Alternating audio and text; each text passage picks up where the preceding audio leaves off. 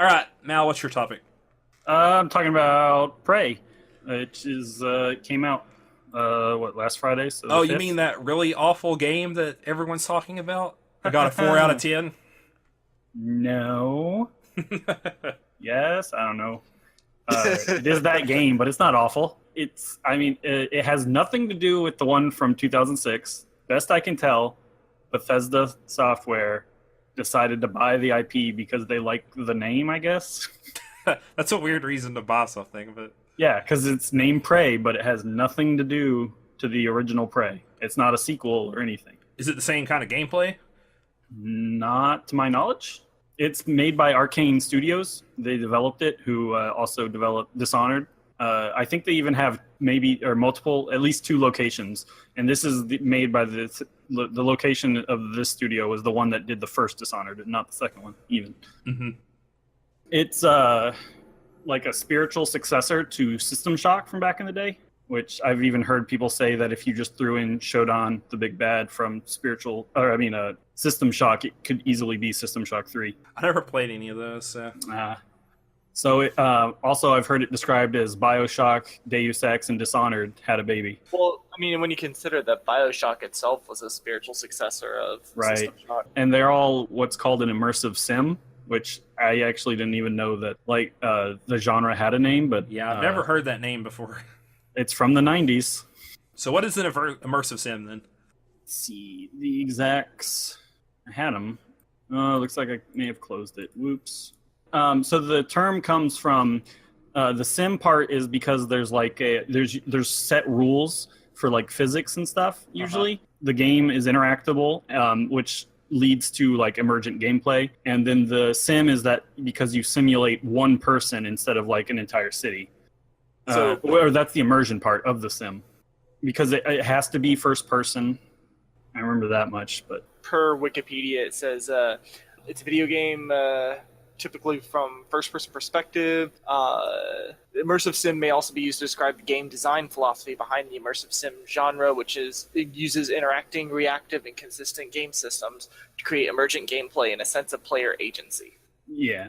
So all those games I mentioned before, even Elder Scrolls series and the Bethesda Fallout are can be described that way. Okay, yeah, that makes sense. I was going to say those games probably fall into that. Yeah. Yeah. It's probably I didn't know the name, but it's kind of my favorite genre outside of JRPGs. Dishonored and Deus Ex, the new ones, are some of my favorite games. So it's more you make the kind of narrative choices, but you also have the way that you want to play the game, I guess. Yeah. Is the big thing. Yeah. The game is about a researcher, Morgan Yu, who, due to some events... He gets a red eye, right? Yeah. You end up on a space station infested with alien mimics. That sounds horrifying. Yeah, and I mean mimic in the D&D sense. Like, you can be killed by a cup of coffee. Okay. Yep. The station you're on is kind of Metrovania style in that it's just one giant level that it's sealed off by doors that you can unlock later. Okay. And you might have to backtrack through. So what? It's almost like Metroid Prime in that sense, I guess, more so, since it's 3D and first person, all that good stuff. Yeah, I looked up Metroidvania, and it says it's normally 2D, but it can be used. Okay, so there you go. But yeah, it emphasizes a giant level basically with So basically, if you made Fallout a Metroidvania game. Yeah, I was pretty much hooked in the intro. There's a fly through, and it's got like for the credits and stuff, set to 80s style synth music, which I loved. Oh yeah, I love 80s. The soundtrack's pretty great. It's by the guy who did the newest Doom soundtrack.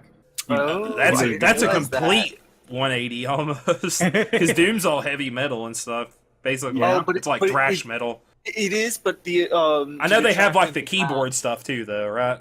Well, but I think the key thing about the new Doom's music was how it very much set the tone for what you were doing. Like you could almost play just by listening to the music, and you would know like when things were happening in certain ways, and kind of how you needed to respond to certain situations. Yeah. And so if it's the same guy or team or whatever, I can see that agency still kind of coming into play in that regard as well. It's like the composition of the score. Yeah. The sound design's real good too. Just outside of the soundtrack, just it keeps you good at keeping you tense and stuff. Do you get like the powers and stuff, kind of like the other? I mean, I know it's not a Bethesda design game, but more their other stuff, or even like the BioShock games, kind of. Yeah, sort of like eventually, you'll you start out, you can unlock like just normal skills, being better with guns or hacking, repair, and then eventually, further into the game, you have the option to unlock more sci-fi powers, but there's reasons why you might not want to, for story purposes. Okay, gotcha. It's set in, I guess, like alternate history where Russia ends up building like the first space station very around the time of Sputnik, I think. They're responsible for a failed attempt at assassinating JFK. Interesting. Yeah, it's pretty easy to find this out, but it is, I guess, missable. Like, it's in the main hub area. Like, it's this whole... Because it's very, like, discover what you want. Or, like, there's a lot to be discovered, I guess. But a lot of it, you don't have to at any point. Right. It doesn't really benefit from the just run-through approach, which I think also may have hurt some of the reviews. Like, if you want to experience the narrative, basically. Yeah. You have to really look for it. Almost like a From Software game. Lots of environmental storytelling, which I love. Like the corpses you find can tell a story based on what's around them, and even just rooms. I guess there's one room that you go into, and all the items have a sticky note on them, not a mimic. You're looking around, and like whoever set this room up was very paranoid, I guess. And you look over and see something that doesn't have a sticky note. And then, well, you might die. It's obviously not a mimic. Let me touch it. I'm just thinking there's so many other traps you could throw in a room like that. Oh my goodness. But yeah, I just love environmental storytelling, and I think it does a great job of it.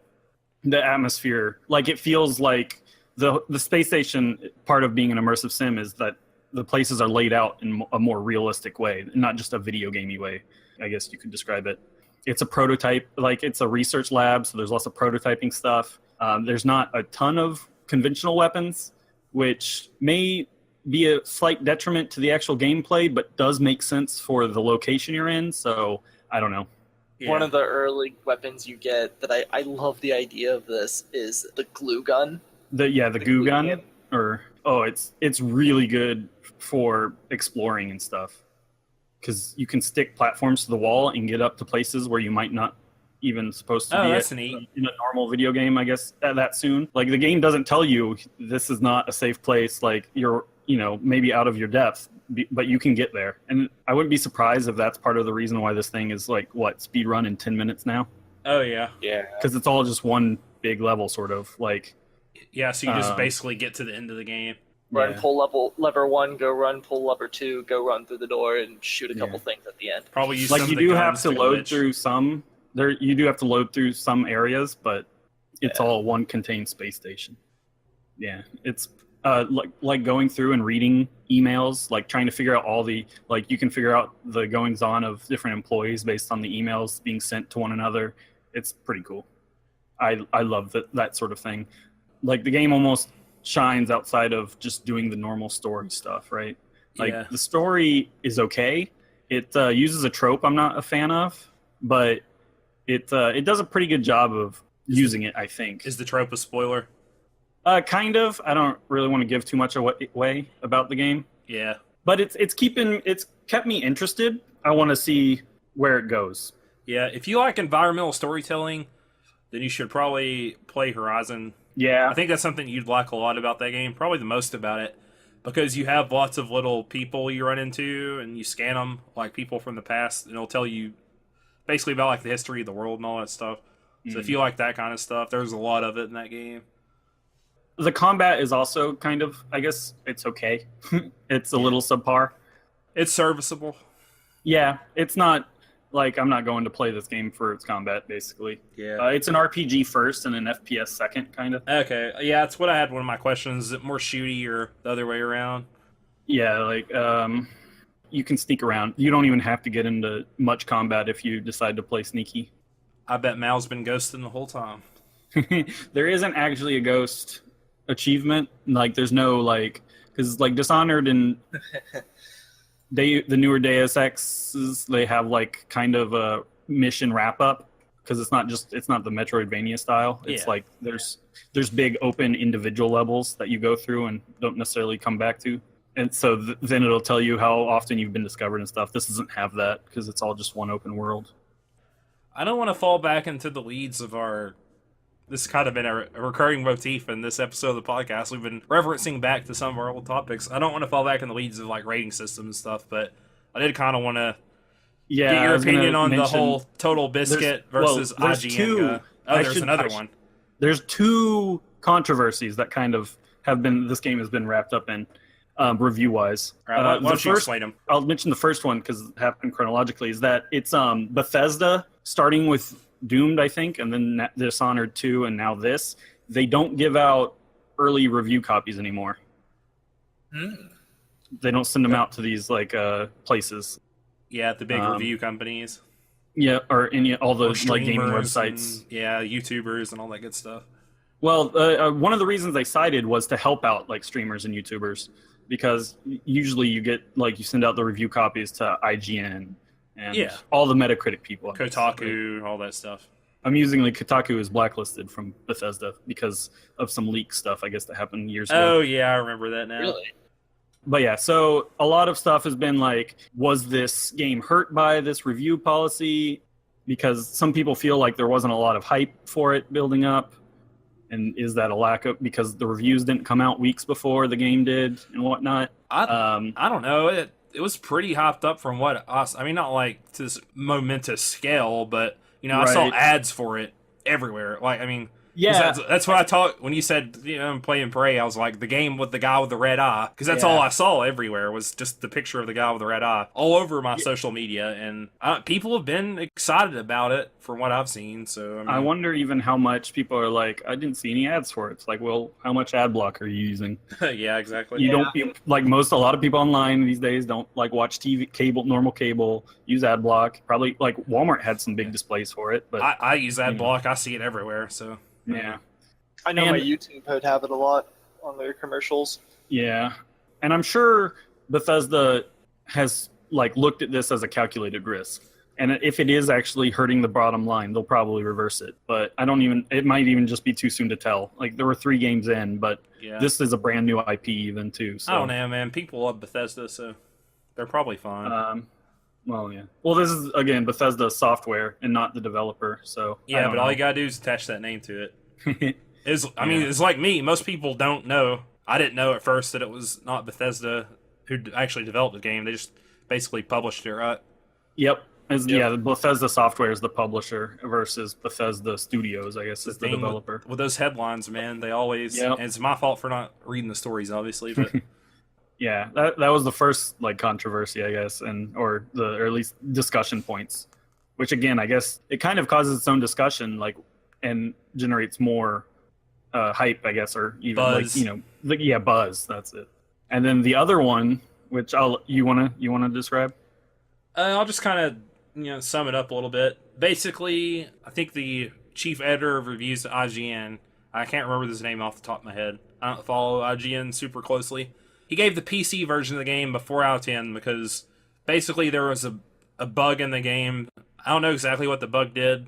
It just corrupted his save. Yeah, so he basically couldn't get through the game. And then Bethesda sent him like a save that was still corrupted, but I guess he got it to work somehow and was able to finish the game. They sent him a new save. I don't even know if he finished it because that one eventually became corrupted. So he couldn't play through the game, basically. He gave it like a 4 out of 10. Total Biscuit has like a series of tweets. And in his first tweet, he even defended the reviewer, basically saying, like, I don't have the exact thing pulled up, but based on my memory, that he has the right to do that, and there's basically a bigger problem at large with the gaming industry, kind of, for sending out copies of broken games on release date. The IGN guy got defensive about it, and then he had to tweet back. There's just a big hoopla back and forth that happened the other day. Yeah, so it comes down to do reviews Like, what's the point of a review, I guess? Like, is it to show off your experience, or is it to inform, like, be more informative to a consumer? Because this is a very narrow bug that barely affects anyone. Should it, like, And be... wasn't there a day one patch that fixed it as well? No, well, not a day one patch, but a patch dropped in the beta 2 hours before the review did, fixing it. So if you did experience this problem, you could go download it and fix it yourself. And I don't know the time. I assume in the next week or so that it'll just be automatic and you won't have to manually fix it.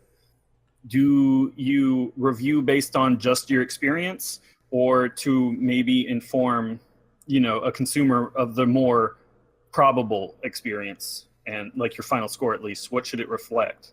And then I even saw people saying, like, if it was such a big deal, maybe just leave it unscored. That's what I was saying whenever I ran across the whole controversy when you and I were talking about it. It's basically like, if I was him, I would have just been like, I can't review the game right now because I can't even play it. I can't give the game an honest score. I'm going to inform the public on, this is my experience with the game. Here's, the same review. I'm just literally not going to put a score on it and go, I can't review it. So, because he even, I think, says without this flaw, it'd be a great game. Yeah. Or at least a good game. And then another part of Total Biscuit was, so the bug caused you to give it a 4 out of 10, but other games like Dishonored 2, I know, released with a bunch of bugs at launch, and there was another game I can't remember. Yeah. You gave like 95s or whatever. Uh-huh. It's just you're being selective, holding up to your own standards. Yeah, and this is where it goes back to being consistent. What are you gonna say, Tess? Yeah, kind of what I was saying when I brought up the topic, whatever episode it was that we were talking about it. Having a layout for your own rubric for your own scoring is so helpful in this regard. Because again, kind of like what you were saying is, are you reviewing it for, my experience when I played this now was a 4 out of 10, or are you reviewing it, this game itself, the average consumer experience is going to be a 4 out of 10. And just by having that delineated and very specifically stated, I feel like fixes a lot of these type of problems. Oh yeah, it just goes to show you another probably smart thing to do for most reviewers now is to say, I recommend the game, I don't, for basically anything, and you can kind of like judge it based off what I say rather than the score. And then for most people, because most people aren't consistent, this arbitrary number suddenly shows up on Metacritic and affects it then, and maybe it hurts the game, and so on and so forth. Like, lowering the Metacritic can affect people's, like, bonus, like, stuff. And the way Metacritic's used by the industry, it's just hard. Yeah. It's rough all around, man. But it sounds like you'd recommend the game, I mean. Yeah, especially if you're a fan of other type immersion sims, I guess. If you're just looking for a straight shooter, maybe not. This ain't no Call of Duty in space. Right. All the time we got some new Bioshock-like games. Yeah, it sounds to me like Bioshock / Dead Space. So Dead Space is what I've been hearing. System Shock 3, I wouldn't call it quite Dead Space, but System Shock 3 is actually greenlit and being developed, and I think they're going to have it'll be interesting to see how it does now that Prey came out first and whatnot is added to the conversation. Yeah. Interesting. We'll have to wait and find out.